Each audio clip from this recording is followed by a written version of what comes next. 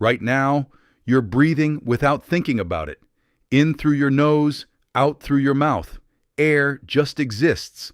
But the oxygen filling your lungs right now didn't always exist. For almost 2 billion years, it wasn't even there. And when it finally showed up, it didn't arrive like a gift. It arrived like a weapon. Picture this. You're alive 2.4 billion years ago. There's no sky the color you know. It's a hazy orange-brown, thick with methane.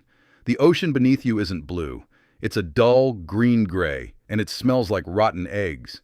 This is Earth before oxygen, and almost nothing here can survive what's about to happen. Deep in that ocean, something small is doing something nobody asked for.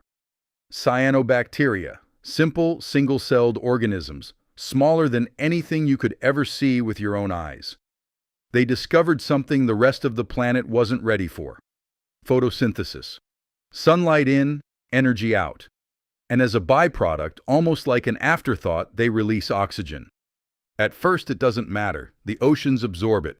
Iron dissolved in the water soaks it up instantly, turning into rust and sinking to the sea floor. You can actually see this today.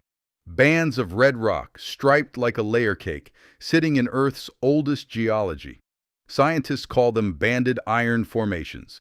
Each red stripe is a fossilized memory of oxygen the planet was desperately trying to hide. But the cyanobacteria don't stop. They keep multiplying, keep producing, and eventually the ocean can't drink any more of it. The rust runs out of iron to bond with, and oxygen, for the first time in Earth's 4 billion year history, starts rising into the sky.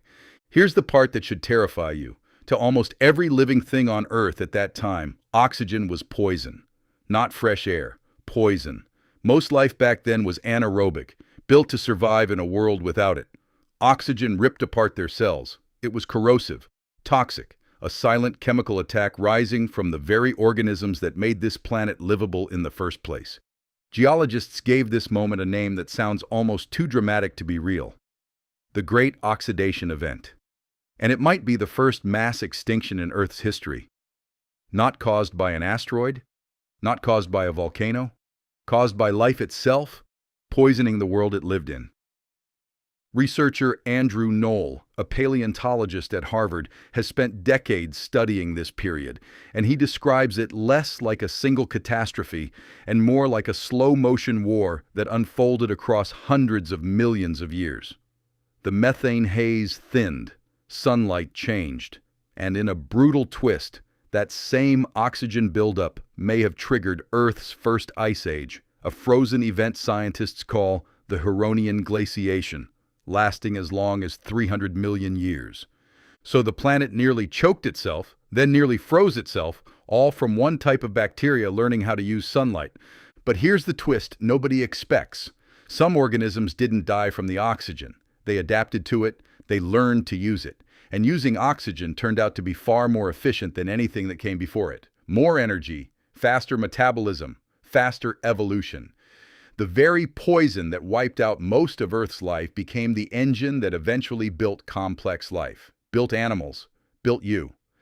Biologist Nick Lane has argued that without this crisis, complex life may never have evolved at all. No oxygen, no mitochondria.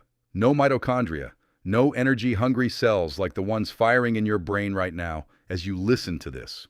Think about that for a second. You exist because billions of years ago, the planet was nearly destroyed by pollution released by the simplest organisms imaginable. And instead of ending the story, it rewrote it. So tonight, when you take a breath and don't think twice about it, remember what that breath actually is. It's not neutral. It's not passive. It's the leftover weapon of Earth's first war, the thing that should have ended everything, and instead became the reason anything complex ever could exist at all. You're not just breathing air, you're breathing the apocalypse that built you.